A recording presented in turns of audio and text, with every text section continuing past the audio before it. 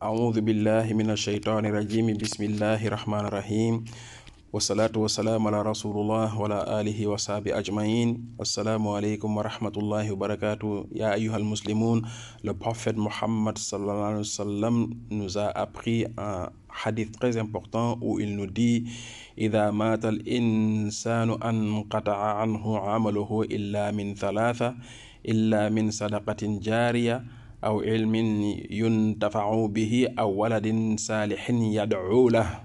Le prophète Mohammed sallallahu alayhi wa sallam nous a dit que lorsque l'homme meurt, ses œuvres s'interrompent sauf dans 3 cas de figure. Allahu Akbar. Il s'agit de l'aumône continue, Inch'Allah on va revenir, d'une science dont les gens profitent ou d'un enfant pieux. Allahu Akbar. Chers frères et sœurs, en analysant en fait ce hadith, on voit que le prophète Mohammed sallallahu alayhi wa sallam met en exergue 3 formes d'œuvres qui continuent, qui persistent après la mort de la personne. La personne elle est décédée, elle est à Barzakh, mais du fait en fait de ces 3 œuvres qu'on vient de citer, cette personne continue à avoir des hasanat, des hasanat. Donc la première forme ici c'est quoi? C'est une sadaqat jariya.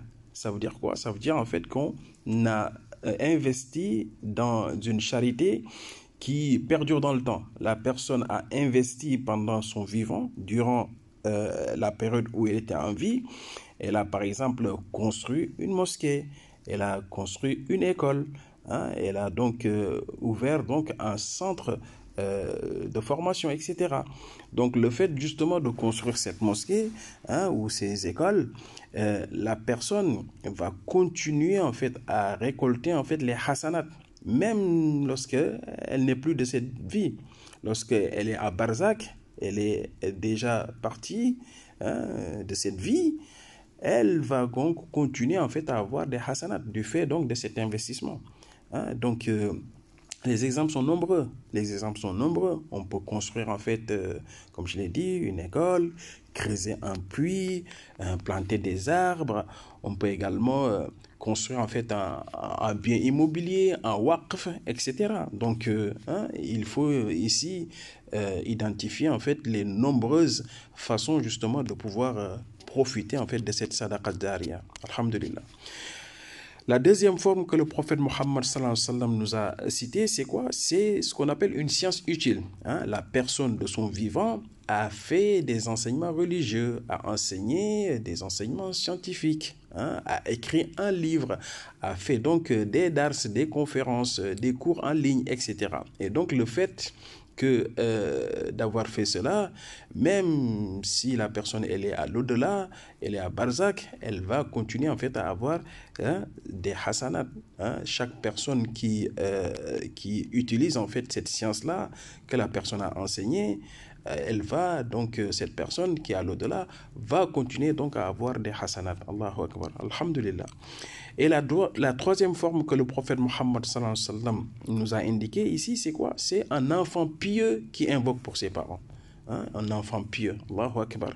Ça veut dire quoi? Ça veut dire que la personne de son vivant a éduqué ses enfants dans la religion, de sorte que ces enfants vont continuer donc à lui faire des invocations, à faire des sadaqas, à faire des charités, etc., etc.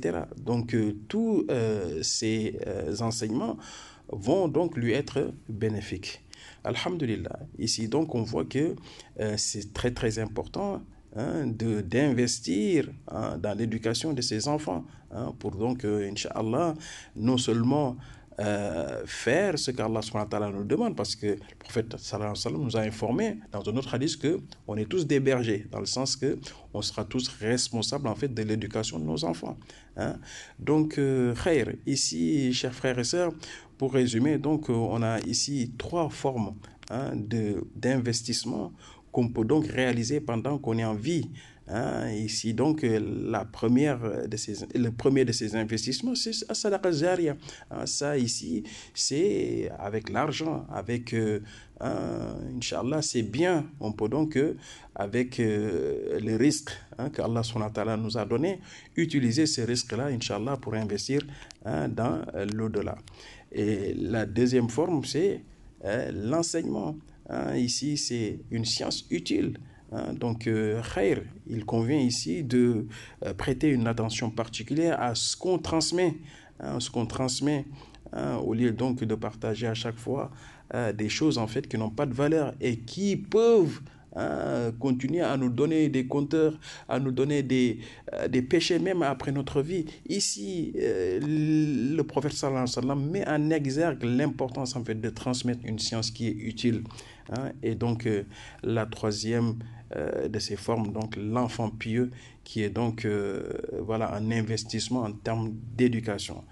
لا إله إلا أنت لا إله إلا أنت سبحانك نحن كنا من الظالمين يا رب العالمين يا ذا الجلال والإكرام يا حي القيوم يا رب العالمين زدنا علما برحمتك أرحم الراحمين ربنا آتنا في الدنيا حسنة وفي الآخرة حسنة وقنا عذاب النار وصلى الله وبارك على سيدنا محمد وعلى آله وصحبه أجمعين.